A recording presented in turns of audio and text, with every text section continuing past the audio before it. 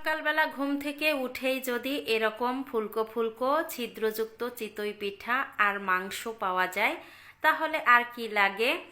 তো আজ সকালে আমি চিতই পিঠা তৈরি করেছি। মাংসটা অবশ্য গতকাল রান্না করেছিলাম, সেই মাংসটা ছিল, তাই ভাবলাম যে সকাল সকাল গরম গরম চিতই পিঠা সবার জন্য তৈরি করি, সবাই খুব খুশিও হবে। ঘুম থেকে উঠে চিতই পিঠা বানাতে চলে আসলাম। প্রথমে এখানে শুকনা চালের গুঁড়া নিয়েছি, তাতে স্বাদমতো দিয়ে দিলাম লবণ, আর ফ্রিজ থেকে কেবলই বের করে নিয়েছি। যেহেতু চালের গুঁড়াটা বেশি ঠান্ডা, এজন্য আমি গরম জলের পরিমাণটা একটু বেশি দিয়েছি। আর যদি আপনাদের নর্মাল তাপমাত্রায় থাকা চালের গুঁড়া নিয়ে নেন তাহলে কুসুম গরমের চেয়ে একটু গরম জল দিয়ে এরকম আটার মতো মেখে নেবেন 5 মিনিট। এই দেখেন এখনই কিন্তু আঠালো ভাব চলে এসেছে।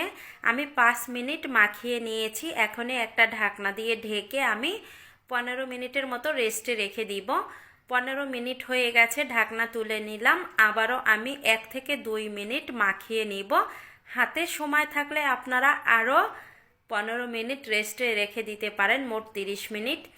এখন আবারও আমি গরম জল দিয়ে দিচ্ছি। যেহেতু আমার চালের গুঁড়াটা ঠান্ডা ছিল এজন্য আমি গরম জলের পরিমাণটা একটু বেশি নিয়েছি। এবার ভালোভাবে মিশিয়ে নিতে হবে।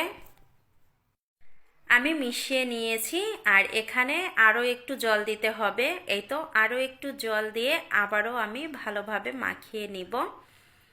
এই তো মিশিয়ে নেওয়া হয়ে গেছে। এখন ঘনত্ব আমি দেখিয়ে দিচ্ছি। এই দেখেন ঘনত্ব কিন্তু এরকম রাখতে হবে, এর চেয়ে পাতলা রাখা যাবে না, আবার এর চেয়ে ঘনও রাখা যাবে না।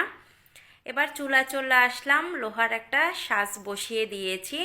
এখানে তেল ব্রাশ করে নিচ্ছি। তেল আর জল, 1 চামচ জল 1 চামচ তেল আমি একসঙ্গে মিশিয়ে নিয়েছিলাম, সেটা ব্রাশ করে দিলাম। এখনে এরকম ধোয়া উঠিয়ে নিতে হবে সাজটা গরম করে, তারপরে এই ব্যাটার দিতে হবে। আমি এক এক করে প্রত্যেকটা পিঠাই দিয়ে দিচ্ছি, শুধু মাঝখানেরটা দিব না। এবার ঢাকনা দিয়ে ঢেকে আমি 2 থেকে 3 মিনিট জাল করে নিব। 3 মিনিট পরে আমি চলে আসলাম, এবার ঢাকনা তুলে নিব। আর এই দেখেন পিঠাগুলো কত সুন্দর ফুলেছে। এখন এক এক করে আমি এই পিঠাগুলো উঠিয়ে নিব, আর সবগুলো পিঠা আমি সেমভাবেই তৈরি করব, সেগুলো আমি আপনাদের সাথে শেয়ার করব না। এই তো পিঠাগুলো আমি এক এক করে উঠিয়ে নিয়েছি, আর কাছ থেকে একটু দেখিয়েও দিব যে কতটা ফুলকো আর ছিদ্র হয়েছে। আপনারাও কিন্তু বাসায় সেমভাবে এইরকম গ্যাসের চুলায় লোহার সাজে পিঠা তৈরি করে সবাইকে খাওয়াতে পারেন। আমি একটা প্লেটে কিছুটা পরিমাণ পিঠা নিয়েছি। এই পিঠাগুলো দেখেন নিচেও কিন্তু পুড়ে যায়নি।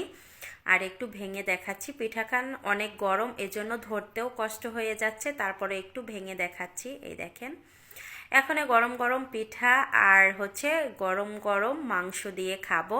এই মাংসটাও আমি গরম করে নিয়েছি। আর এই দেখেন অসংখ্য ছিদ্রযুক্ত হয়েছে, একটু দেখলেই কিন্তু আপনারা বুঝতে পারবেন।